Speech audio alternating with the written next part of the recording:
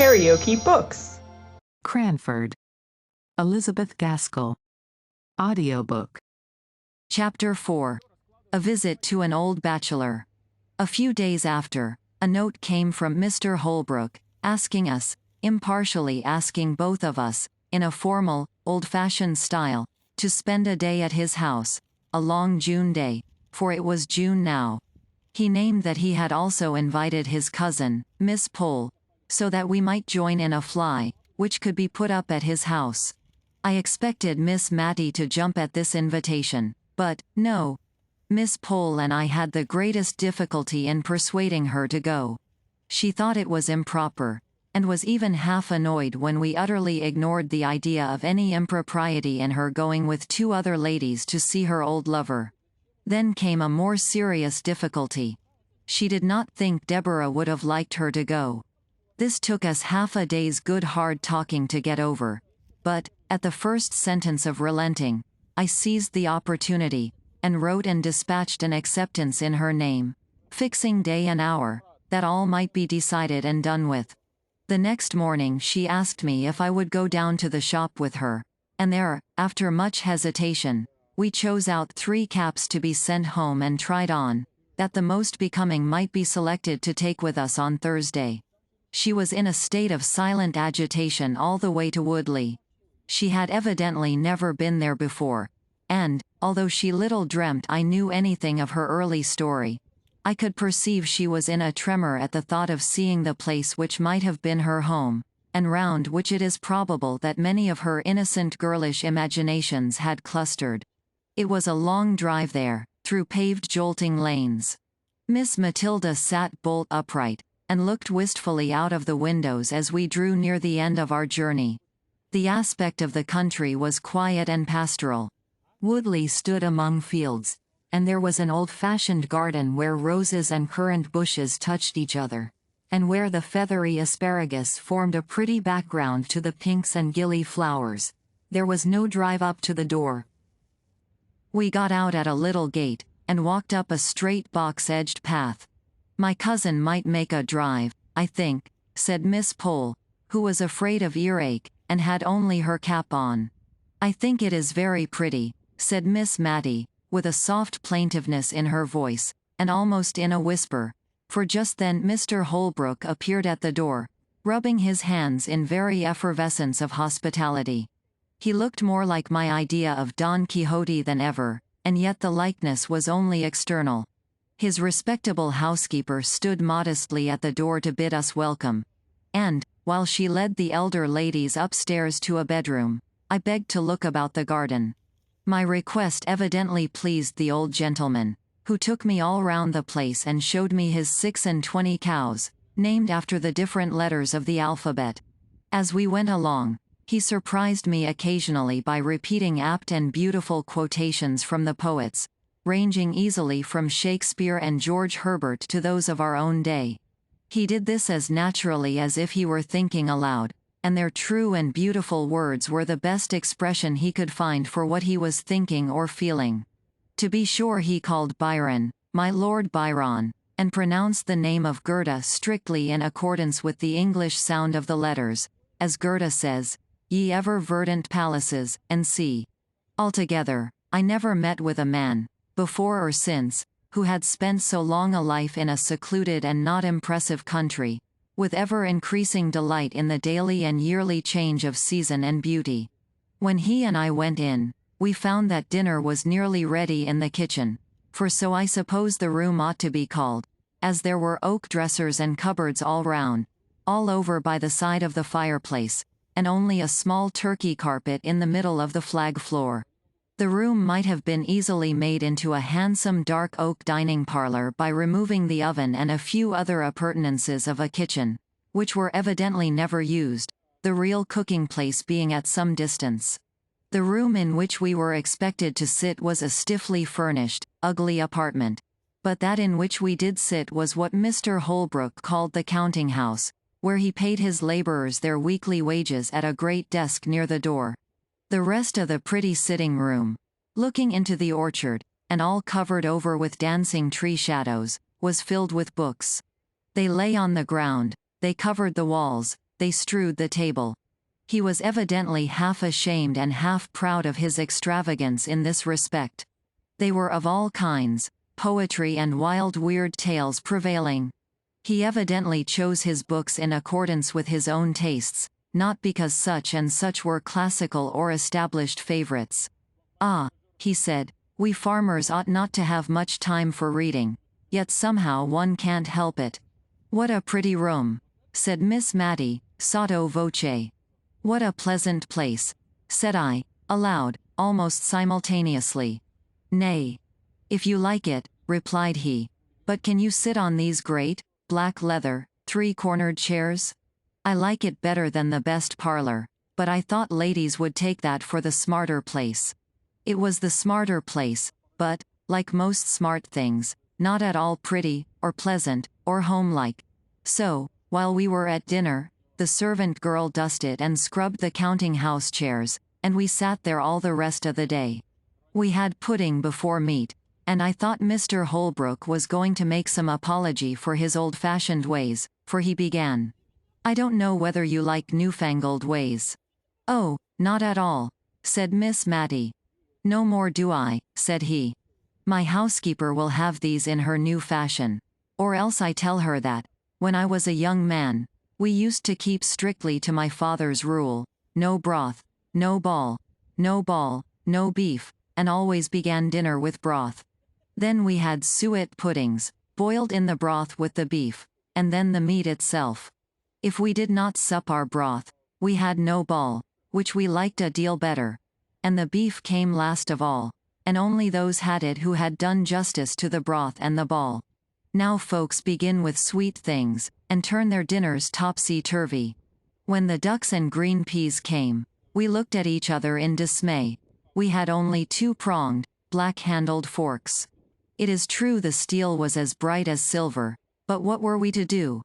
Miss Matty picked up her peas, one by one, on the point of the prongs, much as a Minnie ate her grains of rice after her previous feast with the ghoul. Miss Pole sighed over her delicate young peas as she left them on one side of her plate untasted, for they would drop between the prongs. I looked at my host. The peas were going wholesale into his capacious mouth, shoveled up by his large round-ended knife. I saw, I imitated, I survived. My friends, in spite of my precedent, could not muster up courage enough to do an ungenteel thing. And, if Mr. Holbrook had not been so heartily hungry, he would probably have seen that the good peas went away almost untouched. After dinner, a clay pipe was brought in, and a spittoon. And, asking us to retire to another room, where he would soon join us, if we disliked tobacco smoke, he presented his pipe to Miss Matty, and requested her to fill the bowl. This was a compliment to a lady in his youth, but it was rather inappropriate to propose it as an honor to Miss Matty, who had been trained by her sister to hold smoking of every kind in utter abhorrence. But if it was a shock to her refinement, it was also a gratification to her feelings to be thus selected, so she daintily stuffed the strong tobacco into the pipe, and then we withdrew.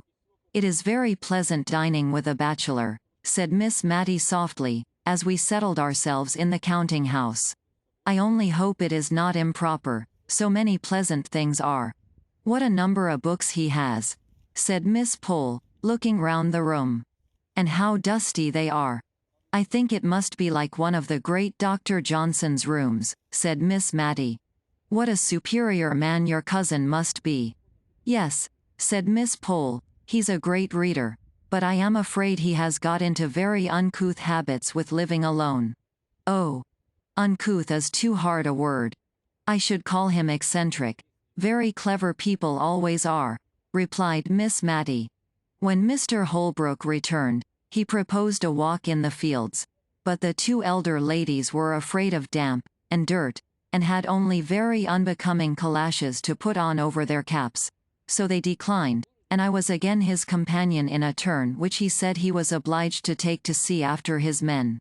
He strode along, either wholly forgetting my existence, or soothed into silence by his pipe, and yet it was not silence exactly. He walked before me with a stooping gait, his hands clasped behind him, and, as some tree or cloud, or glimpse of distant upland pastures, struck him. He quoted poetry to himself, saying it out loud in a grand sonorous voice, with just the emphasis that true feeling and appreciation give. We came upon an old cedar tree, which stood at one end of the house.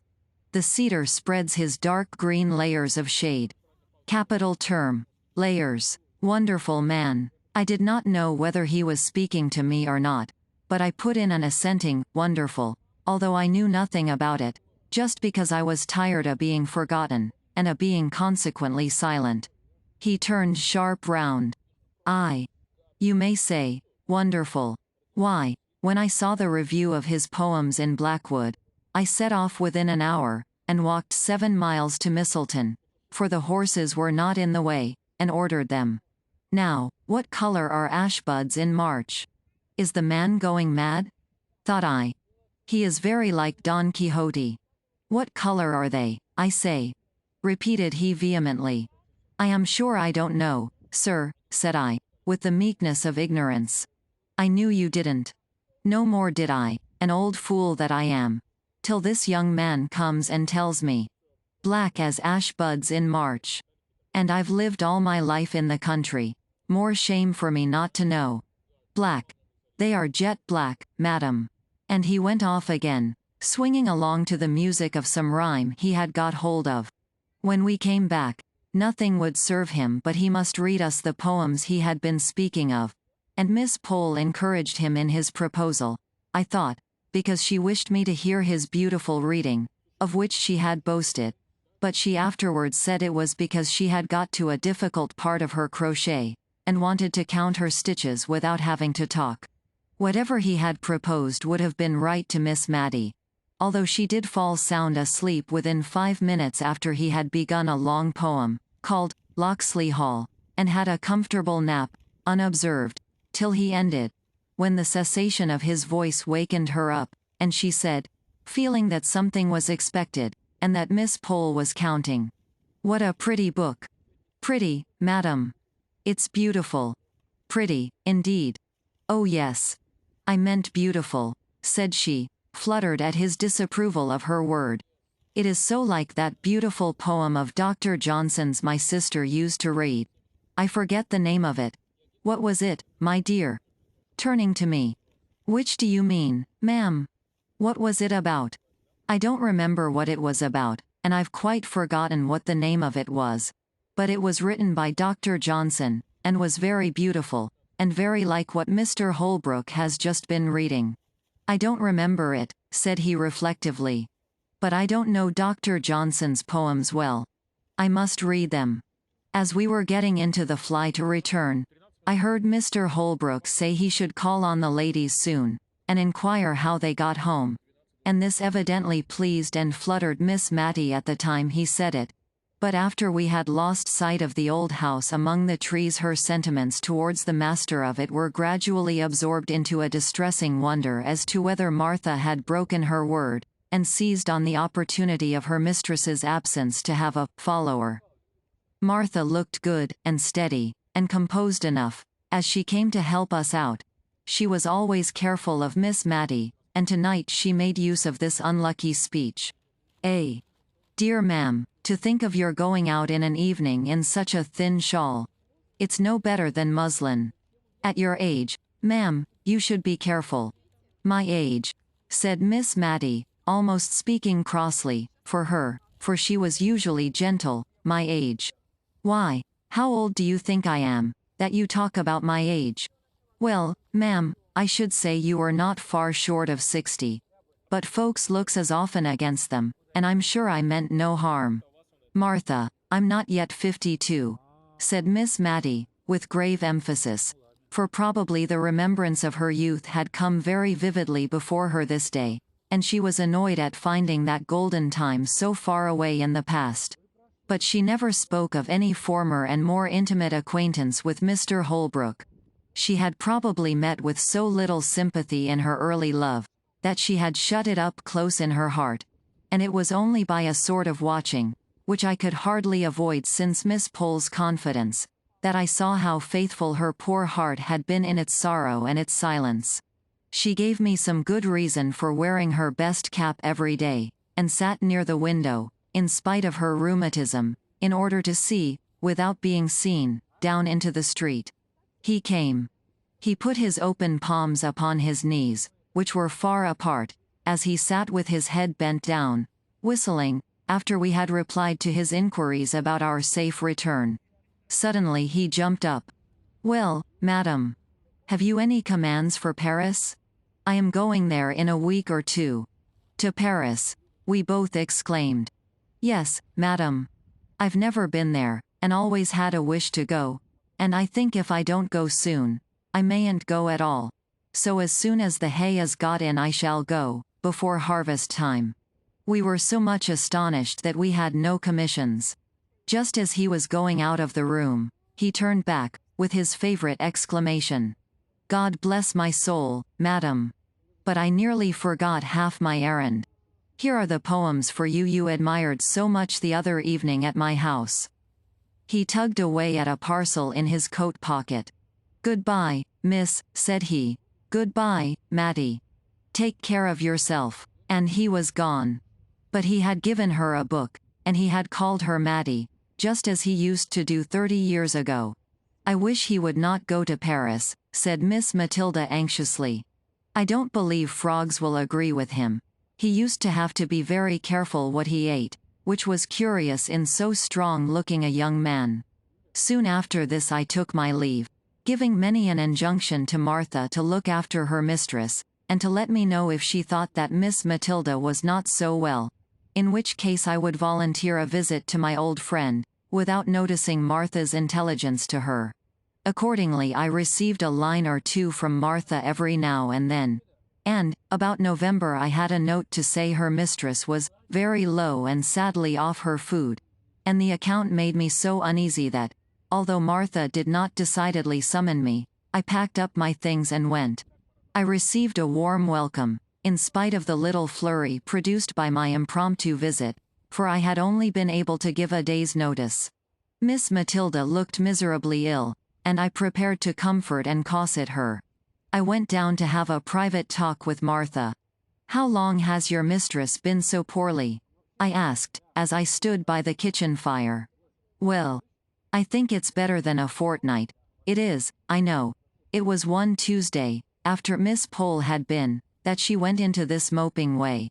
I thought she was tired, and it would go off with a night's rest, but no. She has gone on and on ever since, till I thought it my duty to write to you, ma'am." "You did quite right, Martha. It is a comfort to think she has so faithful a servant about her.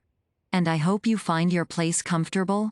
"Well, ma'am, Mrs. is very kind, and there's plenty to eat and drink, and no more work but what I can do easily, but," Martha hesitated. "But what, Martha?" "Why, it seems so hard of Mrs. not to let me have any followers. There's such lots of young fellows in the town, and many a one has as much as offered to keep company with me, and I may never be in such a likely place again, and it's like wasting an opportunity. Many a girl as I know would have 'em unbeknownst to Mrs. But I've given my word, and I'll stick to it. Or else this is just the house for Mrs. never to be the wiser if they did come. And it's such a capable kitchen. There's such dark corners in it, I'd be bound to hide anyone. I counted up last Sunday night, for I'll not deny I was crying because I had to shut the door in Jem Hearn's face, and he's a steady young man, fit for any girl. Only I had given Mrs. my word." Martha was all but crying again, and I had little comfort to give her, for I knew, from old experience, of the horror with which both the Miss Jenkinses looked upon followers, and in Miss Mattie's present nervous state this dread was not likely to be lessened. I went to see Miss Pole the next day, and took her completely by surprise, for she had not been to see Miss Matilda for 2 days. "And now I must go back with you, my dear, for I promised to let her know how Thomas Holbrook went on. And, I'm sorry to say, his housekeeper has sent me word today that he hasn't long to live. Poor Thomas. That journey to Paris was quite too much for him. His housekeeper says he has hardly ever been round his fields since, but just sits with his hands on his knees in the counting-house, not reading or anything, but only saying what a wonderful city Paris was. Paris has much to answer for if it's killed my cousin Thomas, for a better man never lived. Does Miss Matilda know of his illness? Asked I, a new light as to the cause of her indisposition dawning upon me. Dear. To be sure, yes. Has not she told you? I let her know a fortnight ago, or more, when first I heard of it. How odd she shouldn't have told you. Not at all, I thought, but I did not say anything. I felt almost guilty of having spied too curiously into that tender heart, and I was not going to speak of its secrets, hidden, Miss Matty believed, from all the world. I ushered Miss Pole into Miss Matilda's little drawing-room, and then left them alone. But I was not surprised when Martha came to my bedroom door, to ask me to go down to dinner alone, for that Mrs. had one of her bad headaches.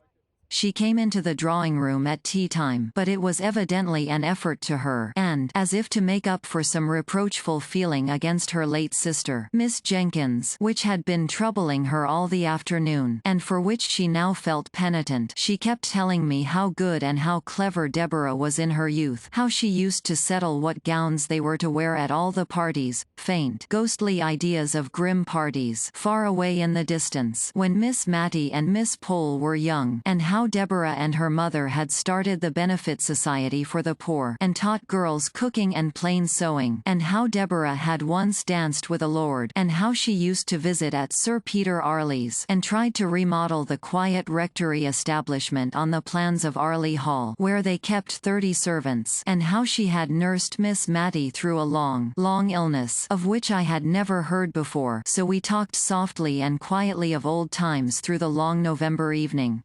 The next day Miss Pole brought us word that Mr. Holbrook was dead. Miss Matty heard the news in silence. In fact, from the account of the previous day, it was only what we had to expect. Miss Pole kept calling upon us for some expression of regret, by asking if it was not sad that he was gone, and saying, "To think of that pleasant day last June, when he seemed so well. And he might have lived this dozen years if he had not gone to that wicked Paris, where they are always having revolutions." She paused for some demonstration on our part. I saw Miss Matty could not speak, she was trembling so nervously. So I said what I really felt. And after a call of some duration, all the time of which I have no doubt Miss Pole thought Miss Matty received the news very calmly, our visitor took her leave. Miss Matty made a strong effort to conceal her feelings, a concealment she practiced even with me, for she has never alluded to Mr. Holbrook again, although the book he gave her lies with her Bible on the little table by her bedside. She did not think I heard her when she asked the little milliner of Cranford to make her caps something like the Honourable Mrs. Jamieson's, or that I noticed the reply. "But she wears widow's caps, ma'am?" "Oh. I only meant something in that style. Not widows, of course, but rather like Mrs. Jamieson's." This effort at concealment was the beginning of the tremulous motion of head and hands which I have seen ever since in Miss Matty. The evening of the day on which we heard of Mr. Holbrook's death, Miss Matilda was very silent and thoughtful. After prayers she called Martha back and then she stood uncertain what to say. "Martha," she said, at last, "you are young," and then she made so long a pause that Martha, to remind her of her half-finished sentence, dropped a curtsy, and said, "Yes, please, ma'am. 22 last 3rd of October, please, ma'am. And, perhaps, Martha, you may sometime meet with a young man you like, and who likes you. I did say you were not to have followers, but if you meet with such a young man, and tell me, and I find he is respectable, I have no objection to his coming to see you once a week. God forbid," said she in a low voice, "that I should grieve any young hearts." She spoke as if she were providing for some distant contingency, and was rather startled when Martha made her ready eager answer. "Please, ma'am, there's Jem Hearn, and he's a joiner making 3 and 6pence a day, and 6'1" in his stocking feet. Please, ma'am. And if you'll ask about him tomorrow morning, everyone will give him a character for steadiness, and he'll be glad enough to come tomorrow night, I'll be bound." Though Miss Matty was startled, she submitted to fate and love. If you liked what you heard, please subscribe to the channel.